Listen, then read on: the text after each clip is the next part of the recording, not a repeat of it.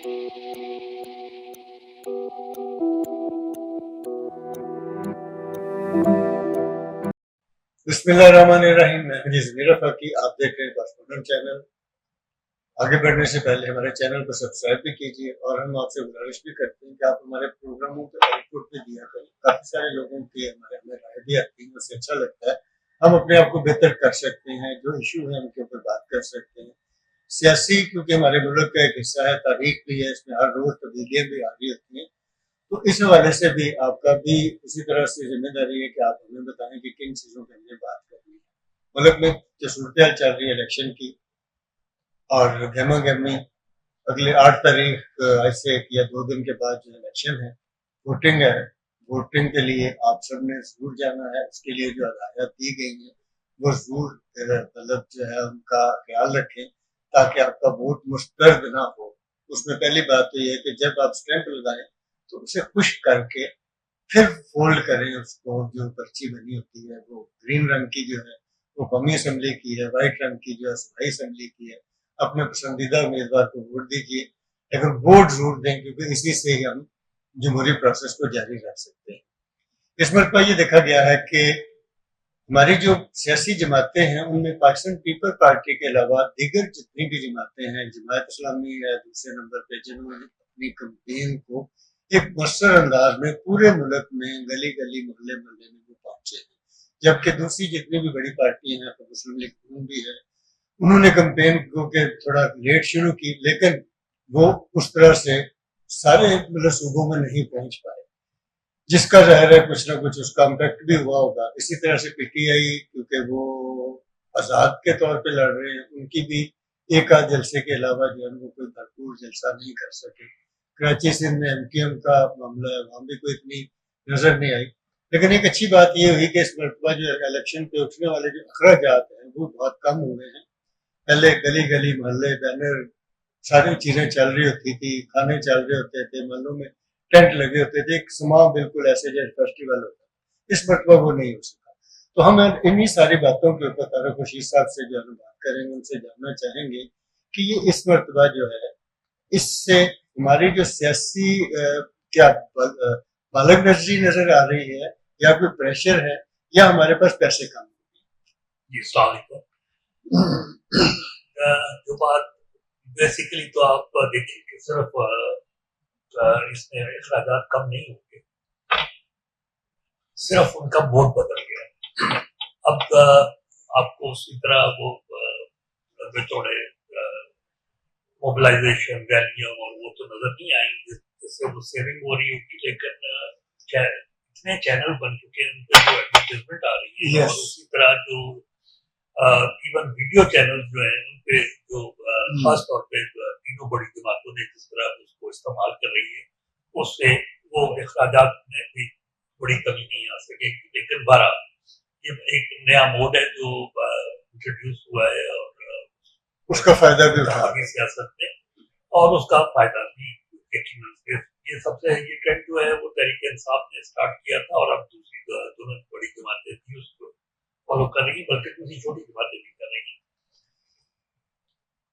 जो बात आपने की उसी को मैं आगे बढ़ाता हूँ कि ये वाकयातन बड़ी दिलचस्प सूरत हाल है कि स्वाय पीपल्स पार्टी के किसी ने भी एक वफाकी जमात होने का तासर नहीं दिया। नून लीग हैरत अंगेज तौर पे अपने आप को महफूज कर गई है पंजाब और हजारा बेल्ट पे। अच्छा, उन्होंने जो खास तौर पे सिद्धि मदान और ये खिला और इस तरह की जो जगह है वहां पे कंपेन करना, तब मुझे नहीं पता किन वजूहत की बुनियाद पर मुनासिब नहीं समझा। इसी तरह वो बलोचिस्तान में भी एक दफा गए और ड्राइंग रूम जोड़ तोड़ करके वापस आ गए, और वहां भी उन्होंने कोई अवामी जलसा रैली नहीं निकाल सके। और सिंध में भी वो क्या गए और एमकेएम के साथ मुज़ाकरात करके और कोई जलसा बड़ा नहीं किया। तो ये एक कम से कम नून लीग से ये तवक्को की जा रही थी कि वो अपना वफाकी जो तासर है वो बरकरार रखे।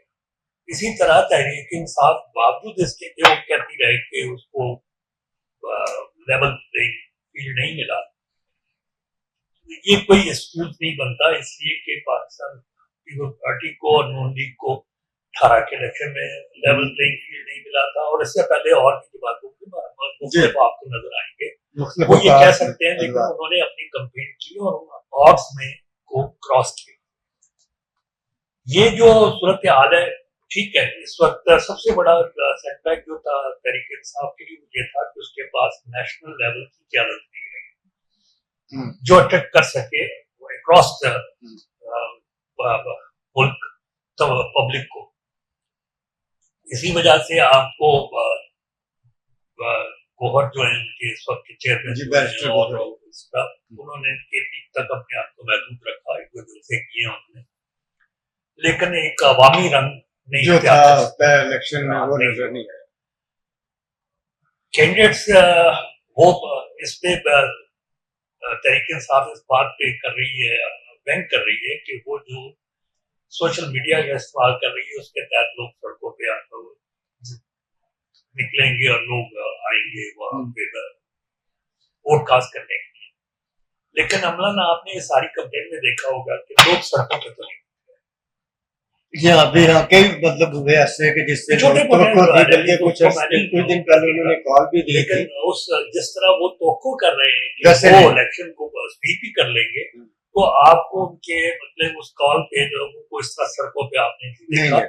और वो अगर उसको मद्देनजर रख के बात की जाए तो लगता है कि बात नहीं बनेगी। यानी आप ये कहना चाह रहे हैं, यानी आपकी अगर हम बात को समझे और आगे अपने नाज़रीन को बताना चाहें, क्योंकि एक परसेप्शन तो ये है कि जो खामोश वोटर है, पीटीआई की खामोश मुहिम जो चल रही है उसके नतीजे में वो रिवेंज देंगे उस पे पोलिंग बूथ पे जाके। तो आप क्या समझते हैं कि ये नहीं होगा ऐसा? देखिए,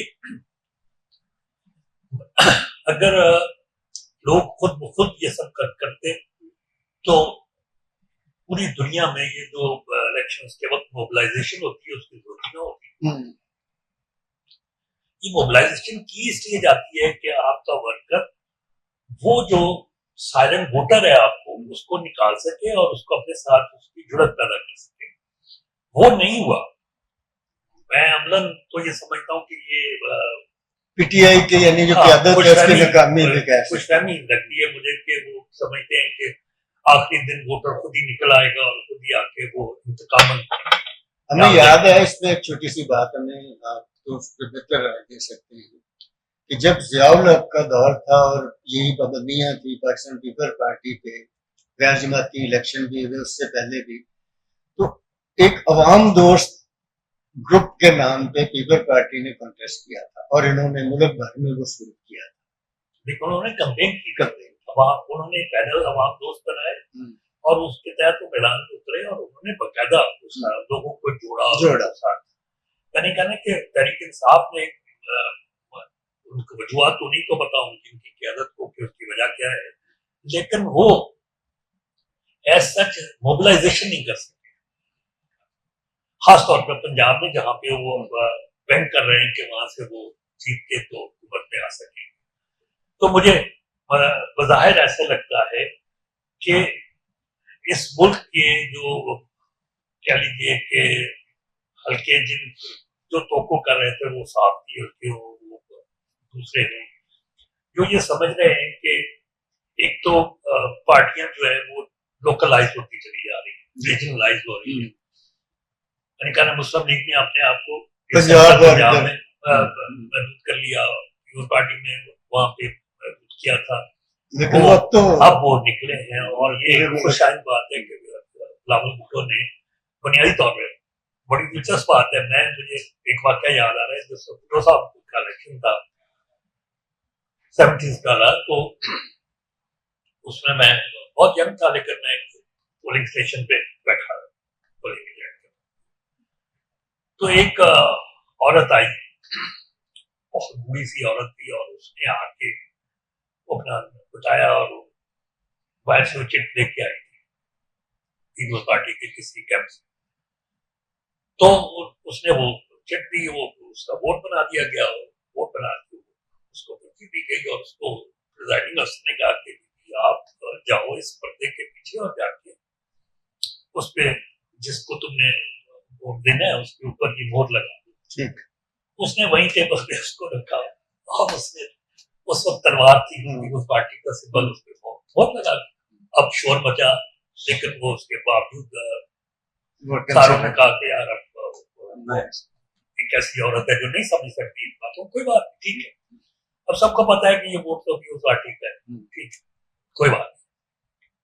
लेकिन दूसरी दिलचस्प हरकत ये हुई कि उस औरत ने जो वोट तय किया और तय करके उसने जेल में डाल दिया, हाँ जो भी, और वो चल पड़ी बाइक की तरफ। अब प्रिजाइडिंग अफसर कहे उसे कि आप ये वोट उसमें बॉक्स में डालो, उसने कहा ये वोट तो मैंने भुट्टो को देना। अब वो किसी सूरत में वो वोट जो है उसको बॉक्स में डालने के लिए तैयार नहीं है और उसका एक ही जिद है कि मैंने ये भुट्टो को देना। अब प्रिजाइडिंग अफसर को कहा गया कि अगर आप इजाजत दें तो अंदर तो आप नहीं लगा सकते ना बैन लगा। तो भुट्टो साहब की तस्वीर होती थी उस वक्त तो पीपल्स पार्टी के वाले से, तो वो बैन बनी, तो वो मेरे जेब में था कि मैं ये लगा के इस खातून से बात कर लूं। वो लगाया और बड़ी मुश्किल से उस औरत को कन्विंस किया कि बेटी अम्मा ये भुट्टो ने मुझे भेजा है, आप ये वोट मुझे दे दो, मैं भुट्टो को दे दूंगा। और मैंने उससे वोट लिया और जाके बैलेट बॉक्स में डाल दिया और यूं ये मसला हल हुआ। उस वाक्य से लेके आज तक मैंने इस तरह की बात नहीं सुनी। पहली दफा दोबारा मेरे घर में जो काम करती है वो आई और उसने, मेरी वाइफ ने ऐसे ही से पूछा कि आ रहे हैं 8 को इलेक्शन है तो आप किसको वोट डालोगे? कहती है हमारा वोट तो बेनजीर का है, हमें नहीं पता, हम तो उसका खाते हैं, उसी को वोट देंगे। अब उसका खाते हैं वो शायद बेनजीर इनकम सपोर्ट प्रोग्राम के कर रही होगी, लेकिन ये लाहौर के अंदर एक नए सिरे से ये उभरना रिवाइवल जो है कि हम तो बेनजीर को वोट देंगे। इसी तरह कह लीजिए कि पीपल्स पार्टी के आपको पंजाब में जगह जगह रैलियां नजर आ रही हैं और ये बहुत अरसे बाद ये सूरत हाल बनती नजर आ रही है। ये चीजें बदली हैं। अब बेसिकली उसमें ज्यादा रोल जो है वो बिलावल भुट्टो का है, जिसने लाहौर शहर से इलेक्शन कंटेस्ट करने का फैसला किया और ये बड़ा फैसला था। और यकीनन हमने पहले भी ये बात की है और मैं फिर इसको रिपीट करूंगा, अगर लोकल क़यादत के अपने तस्बात से ऊपर उठ सकी तो बिलावल की सीट जीती हुई सीट है। इसमें कम अज कम भी 50-60 हजार तो माइनॉरिटीज का वोट है और वो डेफिनेटली मतलब उसमें उनके लिए भी पार्टी में अट्रैक्शन है और मुझे वो वोट जो है सॉलिड वोट जो है वो लगता है। इसी तरह जो सूरत हाल आगे डेवलप होती चली जा रही थी और जो अब तकरीबन अपने अंजाम को पहुंच रही है क्योंकि कल तो इलेक्शन है, तो वो सूरत हाल बता रही है कि पीपल्स पार्टी के लिए अगर कोई बड़ी फतह नहीं होने जा रही तो तब भी पीपल्स पार्टी की इंप्रूवमेंट जो है वो आपको पंजाब में नजर आएगी। ये बात बड़े वसूख से कह सकता हूँ कि पीपल्स पार्टी का वोट बैंक भी इंक्रीज करेगा और पीपल्स पार्टी की शायद सीटें भी इंक्रीज करेगी। आजाद टीम को कहाँ देखते हैं? पीटीआई के हमायती जो हैं उनमें से बिल्कुल चंद एक खास तौर पे मैं उसमें जो है सलमान अकरम राजा का नाम लेना चाहूंगा। इसी तरह चंद एक और नाम है जो जीतेंगे। अच्छा। और उन्हें एकदम मतलब मेरे अपने जो है लाहौर के हवाले से जो मेरी ऑब्जर्वेशन है उसमें तहरीक इंसाफ को यहाँ से 4-5 सीटें मिल सकती है कौमी असेंबली की। बड़ा मेरी ऑब्जर्वेशन है, आप बनता है के खिलाफ करें। क्योंकि ये जो आप सलमान अकरम राजा की बात कर रहे हैं ना, इस हल्के से है ओम चौधरी, तो ओम चौधरी और नून लीग जो है वो मिलके कर रहे हैं ना इस्तेकाम। हाँ, उनकी अच्छी एक मौसर कंपेन भी, ये तो निकले नहीं, मतलब मेरा भी हल्का ये तो वहां आए नहीं है, किसी से मिले भी नहीं है, लोगों को अपना पैगाम भी नहीं पहुंचा सके, जबकि पहली मरतबा 2018 में ये सीट इन्हीं के पास थी, शफकत महमूद का। हाँ, शफकत है। लेकिन मैं मतलब ये शाह जीवन ये साथ हमारे बैठे हैं उस पे, और मैंने आप यहाँ शायद जिक्र भी किया था, वो उनकी जो बरादरी वहां पे है, वो एक दफा पीपल्स पार्टी से उन्होंने रिज्यू किया था, लेकिन अब मैंने उनको फिर नए सिरे से तरीके के लिए एक्टिव देखा है। तो इस तरह के मतलब सूरत हाल है।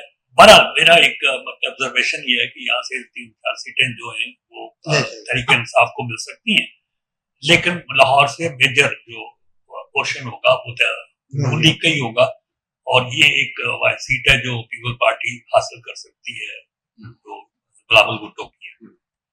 लेकिन इसके अलावा पंजाब में पहले भी जीते थे राजा परवेज अशरफ, अब भी उनकी पोजीशन बेहतर जा रही है। इसी तरह अपना क्या उसका नाम है, कमर जमान कायरा जो है उनकी पोजीशन बेहतर है, यूसुफ रज़ा गिलानी की बेहतर है, खोसे हैं उनकी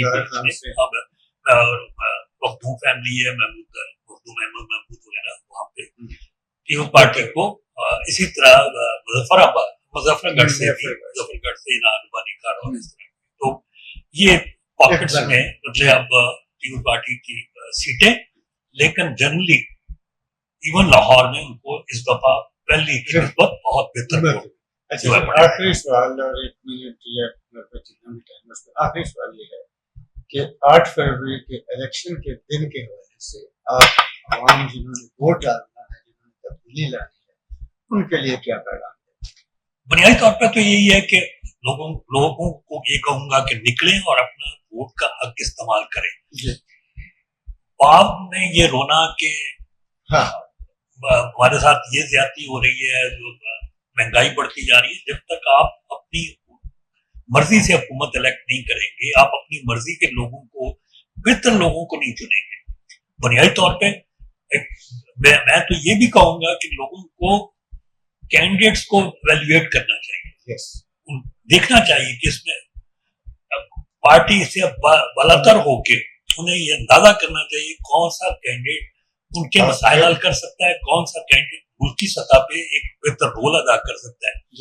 बुनियादी तौर पे जिस तरह बिलावल ने कहा था, मुनाजरे के लिए चैलेंज किया था, उसको बड़ी अजीब तरीके से मीडिया ने भी और शायद नून लीग ने तो जानबूझ के ये किया, उसको मुआवजे में तो दे कर दिया। मुनाजरा मुआवजा नहीं है। ठीक है, आप कह सकते हैं कि यहाँ पे तरक्याती काम ज्यादा हुए हैं, वहां नहीं हुए, ये इशू ही नहीं है। बुनियादी तौर पे पहले तो ये जितने भी मतलब आप नालियां सड़कें बनाना और इस तरह के काम जो है, ये बुनियादी तौर पे बलदियाती इदारों के काम करने के काम है। हमने तो नेशनल असेंबली से या नेशनल लीडरशिप से आप पॉलिसियां देखते हैं कि वो फॉरेन पॉलिसी कैसे रन करेंगे, वो दुनिया के साथ तल्लुकात कैसे बनाएंगे, वो IMF के साथ कैसे डील करेंगे, वो कैसे वो जो प्रोग्राम दिया है 10 नुकात का बिलावल ने, और इसी तरह तहरीक इंसाफ ने भी अपना एक इलेक्शन मैनिफेस्टो दिया, नवाज शरीफ ने दिया, उसका तकाबुल होना, उसको मुनाजरे का मौजू बनना चाहिए था। और वो अगर जिस तरह अमेरिका में और दूसरे मतलब डिबेट होती है, वो डिबेट अगर पाकिस्तान में स्टार्ट की जाए तो ये बहुत बड़ी अच्छी बात की आपने। आपने गुफ्तगू सुनी तो ये बहुत अच्छी बात आपके प्रोग्राम की कि ये जितने बड़े बड़े कौमी रहनुमा हैं, खुसूसन पार्टियों के जो सरबराह हैं, इलेक्शन से पहले इनकी एक ग्रेट डिबेट जरूर होनी चाहिए, ताकि लोगों को ये पता चले कि कौन सा बंदा किस तरह की बात कर रहा है, उसके पास पॉलिसी क्या है, फॉरेन पॉलिसी क्या है, मुल्क के जो महकमे हैं जिनको दुरुस्त किए बगैर आप जमहूरियत के जो समरात हैं आवाम तक नहीं पहुँचा सकते, इसको दुरुस्त करने के उनके पास क्या तरीके हैं। और आखिरी बात वही है कि इसका हल भी यही है कि इस वक्त हमारे पास जो एलीट है, पॉलिटिकल एलीट है, यही है, इन्हीं लोगों ने तब्दील होना है, और इनको तब्दील करने के लिए भी जमहूरी प्रोसेस का जारी रहना बहुत ज़रूरी है, और वो होगा आपके वोट के जरिए। आप वोट डालने जरूर जाएँ, वोट के बगैर आप अगर समझते हैं कि कोई तब्दीली इस मुल्क में आ सकती है तो वो नामुमकिन है। तो इसलिए हमें जमहूरियत को इस्तेकाम देना है और अपनी मुल्क की तमीर चाहिए, तरक्की चाहिए, तो उसके लिए बहरहाल, क्योंकि दुनिया भर में इस वक्त सबसे बेहतरीन निज़ाम जो है वो जमहूरी निज़ाम है। इसको स्ट्रेंथन करें, इससे मजबूत करें अपने वोट के जरिए। इजाज़त दीजिए, अल्लाह हाफ़िज़।